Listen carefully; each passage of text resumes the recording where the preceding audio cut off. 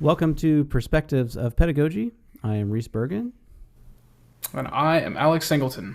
And this is a Teachers Roundtable podcast talking about all different sorts of things. And today we are getting started with our first episode ever. Since we are both saxophone teachers, we figured the safest way to not explode the internet would be to talk about saxophone lessons. And today we are discussing the first lesson, what we each do, what our goals are, what we hope to accomplish by the end of those 30 minutes or so. And given that we have different backgrounds, I imagine that we'll probably have different ideas. Yeah, man. So do you want to start with asking each other questions about, the types of students that we deal with at the first lesson? Because we're very, very, very much in different demographics. Yeah, that's a good launching point, I think. So I'll go first. I teach in the Woodlands, Texas, which is just north of Houston, and it's a pretty good part of town. Lots of big business, kind of corporate headquarters in this area, oil and gas, all that kind of stuff. And so the people in my area tend to be pretty well off and are willing to invest a lot of time and money into not just lessons, but also instruments and things like that. And so the students that I end up with are typically a little bit more, their parents are a little bit more involved, a little bit more, they care a little bit more, I think, than in other places, which is good. I'm happy about that. That's not every student, of course. There's a wide variety of different backgrounds that you deal with in any studio. And I'm expecting this semester about 55 students, maybe 60 in my studio. What about you, Alex? So I teach in the Chattanooga area and the North Georgia area. It's sort of like the Chattanooga area is pretty much defined by that southern little chunk of Tennessee known as Chattanooga, and then there's a little area right under it going down I-75.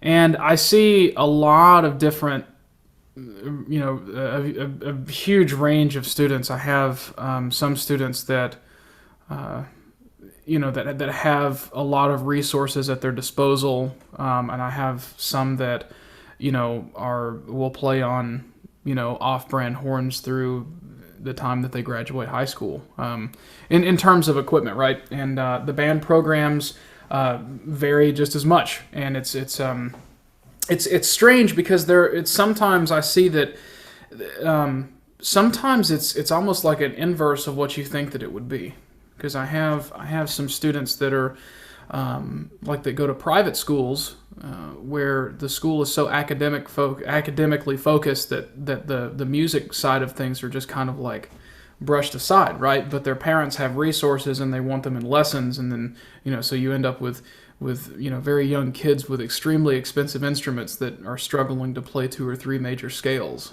But then you have kids that are in fantastic band programs, just because of the tradition of the area, where they will play on off-brand instruments or student-line instruments all throughout high school, but those kids will be making all-state and playing collegiate-level saxophone literature.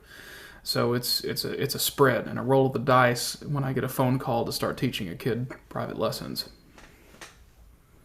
Yeah, interesting. And and I think that's actually one thing I've been thinking a lot about this past school year. I just wrapped up my spring semester of teaching, but as private lesson teachers, we like to take all the credit for our students' successes, but I really feel like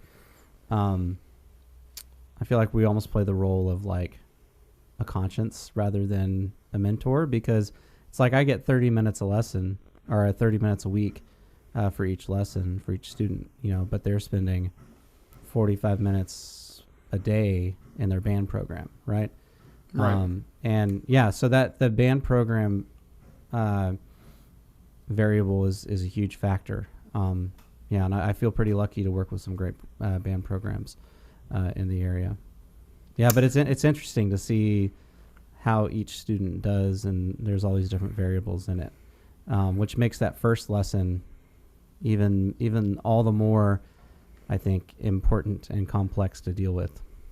Right, and I think that piggybacking off of that, I think the first thing that I have to do when I get a new student, especially like we're assuming like beginning band student, right? Yeah, because like here we start sixth, and there's some programs that actually start seventh, so that can be a little bit like there's a private school that in their sixth grade year is the recorder year. That's how that's the pace that they move at, and then they get instruments beginning of their sixth grade, or the seventh grade. I apologize, seventh grade, and then after that it's just like normal.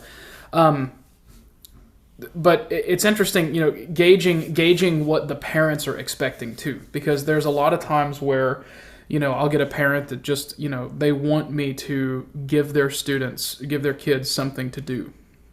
Right. And it's not like not once a week for 30 minutes, but they're expecting me to give them assignments, things to practice, and those parents I love, right? But then there are some parents that are exactly the opposite of that, and their only purpose of calling me is to magically make their child a better player with like zero effort, And I stole this from Jessica Dodge. She's a friend of mine from Oregon, and she says, I tell all of my students that I'm Home Depot.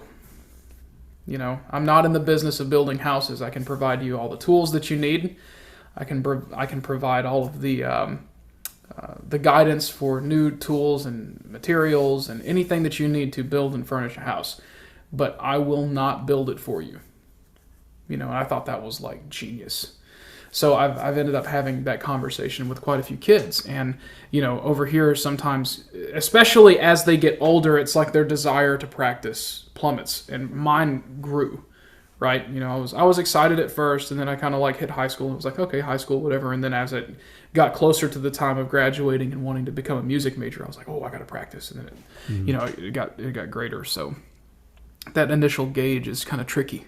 So what are your experiences in the Woodlands for the first lesson? Is it similar, or have you noticed that usually when people contact you, they know what it's all about to hire a private instructor? Oh, yeah, nobody knows. And unless they have an older child who's already kind of been through it, or unless they themselves were in band when they were school age, especially if they were still in during their high school years. Do you find that common in Texas? Like that, a lot of the parents were actually in band as well. It seems like that with how big band is there, or at least my perception being where I am of how big band is in Texas, is that common to see parents that were in band? I don't think so. Yeah, I mean, at least not, and there's probably some parents who haven't told me, but like right now I have 50, 55-ish students. I would, off the top of my head, I know of 4 parents who have some kind of background, and so that's like almost, what would that be, like 10% ish. Yeah. So it's not like an incredibly high number. I think a lot of parents, they don't totally grasp that concept. So part of the first lesson sort of checklist that I have in my brain is to let the parents know what the private lesson is. And part of that for me is I tell parents that at least the first lesson, preferably the first 2 lessons, I want them sitting in the room. I do the same thing. Yeah. In fact, I tell them if they're not going to sit in the room, that we're not going to do lessons.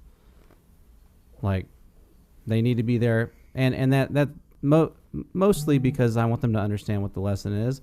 But, also just that way, they see how I teach and how I interact with their students, so we can build a little bit of trust.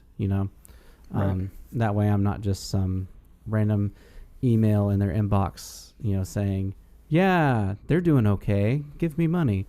And so I think after we have those first couple lessons where they sit in and they kind of understand, like, like, yeah, we're working on things. It's maybe not going, especially at first, it's not going to go as fast as the parent or the student wants to go. But they understand, like, yeah, we're working through things, and they see what I'm assigning them to do, and they understand sort of, most parents, when they're paying attention, they realize that, like, oh, he's giving them information and they have to figure it out. And then do these parents come to the school? My perception is that you're teaching primarily in schools, right? Right. Yeah. So what I've done, I was able to do this last year, the requirement thing because of COVID, is that I would have them either we started over the summer, and so it was just here in my studio or at the high school, or what I did last year was I had the parent Zoom in if they could for that first lesson. Gotcha. Yeah, and you make a good point. You can't, obviously, if it's during the school day and the parents have a job, you can't like require that. But like wherever possible, I require it. Right.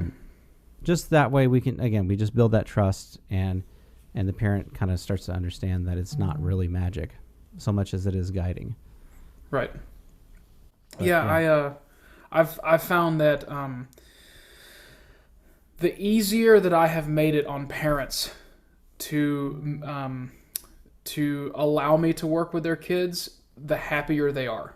In my environment, it seems as though, the parents, obviously, they want to know who I am, right? So it helps that, they can, Google and see my face, right? They know that I'm not, a fallacy that somebody created that's somehow managed to find their way into a middle school to teach some kids, right? Right. But like when I text and say, hey, look, I can meet your kid in this band room. I've been working with this school for a long time. Are you cool with me, working? And they're like, oh yeah, we'd love that, and it's a hit or miss whether they stick with it because, my expectations for the students are higher than what their band class is, and a lot of times, this is speaking of band class, this is one of those that I get a lot. So-and-so needs help with their band music. And usually there are a couple. This would be a fun little like tidbit that we could work on for like a fun fact, like what parents say to us and what they really mean. So like here's a couple of them. My son needs help with their band music. What that means is they don't want to practice by themselves. So will you please do this for them? They're not interested in learning saxophone. They're interested in you helping them practice their band music. You know what I mean? Mm-hmm. The other one that I've recently, and this is nothing against parents, it's just this is a repetitive pattern that I see so often that it ends up meaning exactly these things. The other one is so-and-so needs help sight reading. And what I find that means is I never practice with the metronomes, therefore I don't know how to count rhythms, ever. Those two are the most common ones that I deal with, and that's usually how I start lessons with beginners. Is one of those two little beginning backstories to the them reaching out to me. I thought it's kind of funny. There's a couple of other ones, but I'm gonna have to sit and think on it a little bit. So we had spoken a little bit about the start of what our lessons look like, and one of the things that you had said was I like to show them how to assemble and disassemble their instrument, and that's like lesson number 1. Yeah, right? That's actually, so like you might not like what I'm about to say, but that's like half the lesson. Sure. Like 15 minutes. That's how long it takes. Because we go through the full assembly and disassembly process. Mm-hmm. Because, and here's, I used to not do that, but here's why. I have the parent in the room, some of the time, and so that they are also seeing how it's put together. But it's like I look at it as like an insurance against future losses, right? Because if my fifth graders can go through a whole school year and like all they need is the occasional adjustment, as opposed to I threw my saxophone at my friend and I thought it was funny, LOL. I'm not even joking, dude. At one school, this happened, and we missed a lesson because of it. It happened literally 2 weeks ago. We missed our second to last lesson because they were in class, and this kid called my student a loser, and so she got mad at him, and she just reached up and she grabbed his music and just threw it off his stand. Right, and then he got mad at her for doing that. Her saxophone was sitting, for some reason, on the chair behind her, not attached to her neck strap, and so he just grabbed the neck and the whole saxophone went flying. And they had to take it in for dent work. And I looked at her, I said, I taught you the first lesson that if that saxophone is not in your case, it's attached to your neck strap. This is why, And she was like, yeah, but he called me a loser. And I was like, oh, no. You totally should have done that with his papers, but he would not have been able to do that. Like someone calls you a loser. Like, yeah, I get that. I mean, maybe not the best response to resort to violence, but whatever. That's not the point. The point is this was avoidable. Right. And so I feel like if I can start off with that and like teach them how to assemble the saxophone and like the way that it's going to cause the least amount of damage possible for a fifth grader who's uncoordinated and doesn't know how to handle these things physically. Right. Yeah. So I actually think it's really important. And I think you said that you don't really spend a lot of time doing that. My perspective, I can use your example to prove why, not prove, that's not the wrong, to begin talking about why I don't do that. And that is, you spend time showing them these things about care, and they ignore it. Like, I'm not going to sit there and keep doing that over and over again, knowing that the kid is not going to do it. Band directors in this area, excuse me, band directors in this area are not concerned about taking care of instruments. They say that they are, but they're really not, because there are a lot of times when it'll rain outside and they still have marching band practice, and the kids have clarinets and saxophones out in the pouring rain. They don't really care about the care and maintenance. And then when the horn has to go in, they're badgering the kid. Where's your saxophone? You need your saxophone, and blah, blah, blah, blah, blah. It's in the shop. I know it sucks, but like that's a reality of our situation, right? So I will tell a kid, I will give them a couple of prompts. Number one, whenever you get your instrument out of the case, the saxophone's body is the last thing that leaves the case. It's the last thing that leaves the case. That's number one. Number two is, if you are a tenor player, the mouthpiece goes onto the neck before you put it onto the saxophone's body. Mm-hmm. And those are pretty much the things that I stick to. And what I've found is over time, the kids will sort of figure out how to be less clumsy with the instrument.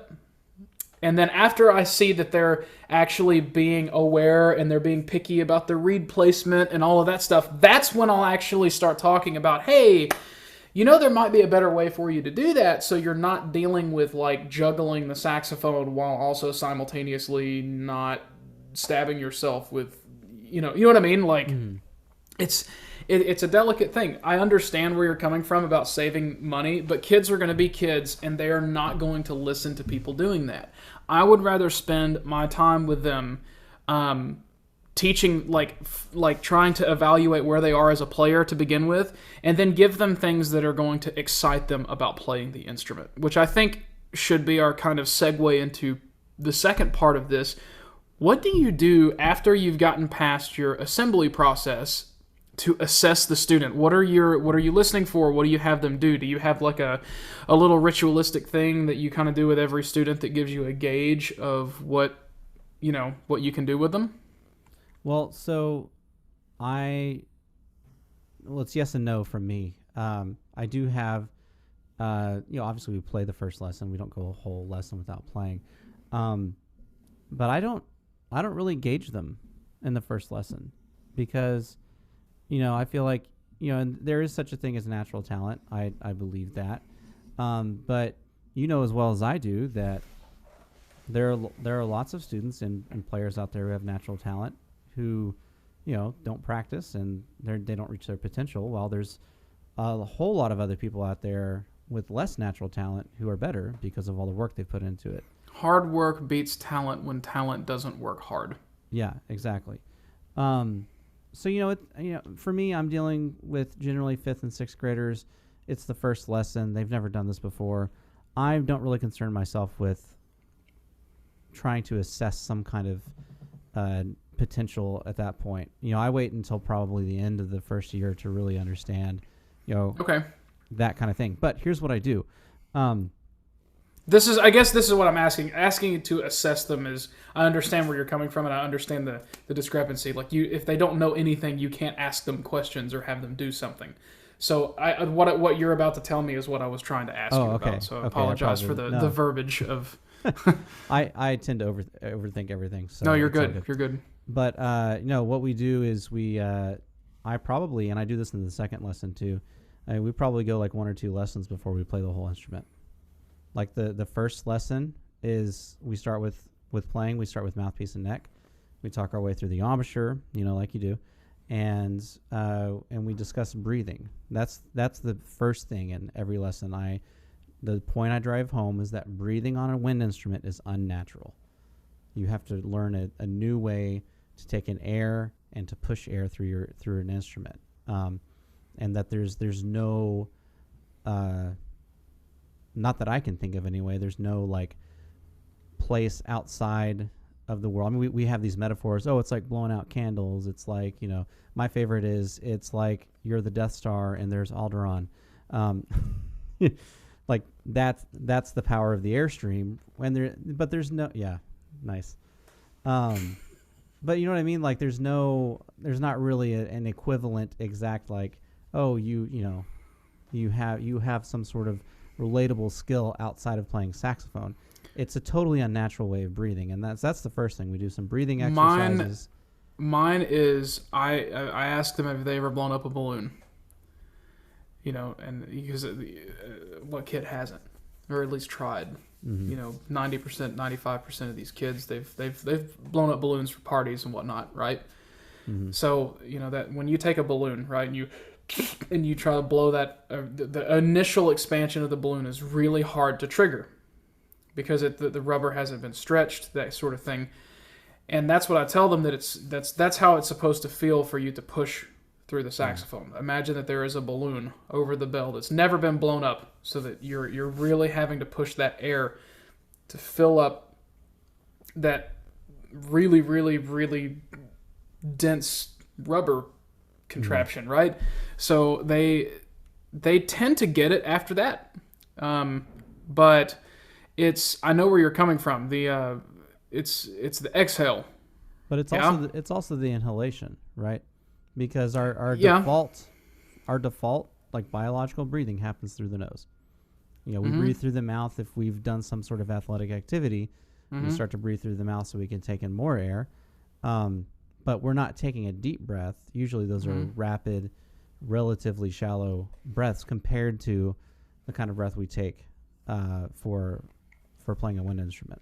And right. So it's inhalation and exhalation from my perspective. Right. Yeah, and then once we've gone through some breathing exercises and we're getting relatively decent response out of the mouthpiece and neck, then I take the neck away and we practice mouthpiece for the last like 5 minutes of that lesson. Mm-hmm. Yeah. And then what they were doing, 9 times out of 10, they take the neck away and suddenly they're not making any sound anymore. And that's when we start talking about like, okay, like this whole biting thing, you got to stop. I usually get concert C's, like sharp C's on the mouthpiece. Yep. 95% of the time. Mm-hmm. Either that or it's like it's like F. The big bird. Yeah, and there's no in between. It's either C or it's F, right? Yeah. And I would rather deal with the F any day. Oh my gosh, me too. Oh, it's so much easier to like make the embouchure smaller than it is to like do that. Yeah, and then I also have to deal with this is I should have a script. Okay, all right. Put mouthpiece in mouth. Close mouthpiece around mouthpiece. All right. Raise the back of your tongue as if you were saying yeah, like the Y syllable in yellow, or key, and they're like, because their band directors are telling them like drop your tongue, use warm air, and you can't do that. Because that goes against the whole idea of using air support. You cannot support warm air. You can't. It doesn't happen. Air support, when it leaves your mouth, if you have it to create, something to push against, therefore supporting, you have to blow cool air. And in a brass instrument, you're pushing against your aperture here. And in saxophone, you're pushing against the aperture in the tongue, right? And that's one of the things that I end up talking with them about too, is make sure that you're open in the front, but you're controlling everything back here. You have to keep the tongue high. You talk about tongue position in the first lesson? I do, because what ends up happening is it affects their articulation down the road. Because I can see, most of the students that I have, you can see their whole throat move when they're tonguing. And if I can catch it early enough and their tongue ends up being forward and high, and they're using the tip of it, I don't have to worry about that later down the road. So when we're talking about air and production of sound, absolutely. They talk about it with clarinet. Clarinet, make sure that you're blowing your tongue's high. They talk about it in clarinet land, but saxophone land, for some reason, they teach like a brass instrument, and it can't work that way. That's what I've observed in the schools that I'm around, even from saxophone playing band directors, which is it's like what. So yeah, that initial hearing of what they're doing is, it's important. I always struggle. It's really hit or miss. That's probably like the weakest part of my pedagogy. To be fully transparent, it's like I struggle about talking tongue position with especially fifth graders. Sixth graders, for some reason, I feel more comfortable. But like fifth graders, it's like there's so much else happening, and tongue position, I feel like is so nebulous to discuss with a fifth grader. You know what I mean? It's like like I can feel the general position of my hands and feet when I'm not looking at them. You know what I mean? Mm-hmm. Yeah, and I can't perceive my tongue that way. So like, how do you tell a fifth grader like, oh, your tongue is, you need to raise your tongue? Like what does that even mean to a fifth grader? You know what I mean? And then what part? Because some of them end up going, yeah, like no, that's not what. Not it. Yeah. So that's the vowel side of it. When you're talking about controlling the body, right? The earlier that I can catch them, the better. Because then they're thinking about it, and eventually they'll figure it out. But the longer that I can get them thinking about it, it seems like that tends to help out a little bit. Moving past that whole thing, I guess we can, in the last few minutes that we have, what are you? We should. So recapping, we talk about air. We want to make sure that the kid's not throwing their instruments. And the reason that I say air is because for me, that the tongue is the control center for the air for me, right? Like I keep the support happening, but the tongue for me is what directs it and lets it do all these different things for me. So I very much have, this and my diaphragm are all sort of like, it's one unit for me in my perception of it. Let's plan on having episode 2 be about like what are our goals over the first year? What are we expecting after the kids had the instrument for a year? Maybe practice expectations for the first year. What are you expecting to see? How do you handle situations where they may not be doing what you want? How involved are the parents in this? How do you handle that, and are they receptive to it?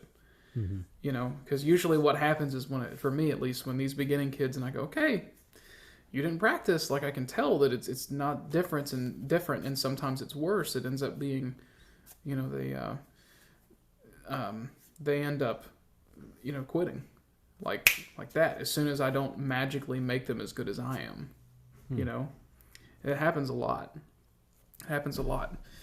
So, who knows? Yeah, I don't know. That's interesting because I can't say that I've noticed that really. My thing I've noticed is that my students tend to quit when they've decided that band is too hard, and maybe that's the same thing as what you're noticing, but it's like there's like a drop off after 6th grade, Well, it's not after 6th grade for me. and this, I guess this could be like the flip side of it. Let's talk about, within the first year, but this is another good topic for a future episode, is how often do you see that there are, that students are, when they're in their classes in schools, are learning by rote instead of by actually like fundamental critical thinking skills about how to approach learning music. Because when I have them like try to practice something at home, because they're so used to learning it by rote, they have no idea what they're doing. So a lot of times I will spend far less time than I really want to talking about saxophone fundamentals and talking about how to count rhythms, how to approach learning new rhythms, and how to figure out rhythms that you've never seen before. And that's not taught. And if it is, then it's like one day, and then they go back to singing and go, okay, I'm going to sing it this way. You play it back to me. And then it's done. Mm-hmm. So a lot of these kids have great, they can play really fast. They have good sounds. But like if I put a piece of music in front of them, they go, can I listen to a recording of this first? And it's like, no. I don't know. Yeah, that would be a good thing to talk about next time when we're talking about year one for sure. But yeah, so maybe a good question to end on would be this: what, in your mind, what boxes need to be checked so when the student packs up and leaves, you feel like it was a successful first lesson? Ooh. I want to hear one positive comment that they give themselves. Something like, wow, I didn't think about that like that before. That's so helpful. Or, smiling at themselves, man. I want to feel that positive energy, I like working, right? But I also like goofing off. Yeah. You know that. Mm-hmm. But the kids, I have to rope them in somehow. So I have some Star Wars solo books and some, superhero stuff like the Marvel things, video games, that I view as more important for them to be exposed to when they're young, because it keeps their interest. Mm-hmm. When you put Voxman studies in front of them, they're not particularly inclined to look at them. They don't know what the melodies are. They don't know, so with these the Star Wars things, maybe it kind of is furthering the learning by rote, but I can get them to learn new fingerings that they've never learned before. I can get them into the palm keys. I can get them working on technique, that they wouldn't get in their 6th grade band class. I try to get them as ahead as I can, so their band director and their parents, the band music becomes too easy. Like they're not, concerned about that, and we can then start really, hounding out fundamentals and technique and things like that. Right. Yeah. So, yeah, man. Yeah, I think that's important. We of course there are, pedagogical goals we want to have, and we want to be able to say that, our students can do X, Y, Z, but I mean, really, does any of that matter if they're not having fun, if they're not enjoying what they're doing? I think that's an important thing. I'm the same way. In lessons, I like to goof off a little bit just to remind them that I am a human, and that they're human, and that's okay to have fun. As long as we can dial it back in and still get some work done, and have fun at the same time. Yep. Because I mean, if it's not fun, then eventually they're gonna quit. It's only a matter of time. Mm-hmm. So yeah, no, that's an important point. So. All right, Reese. Thank you so much for your time, and we'll see each other again very soon, hopefully.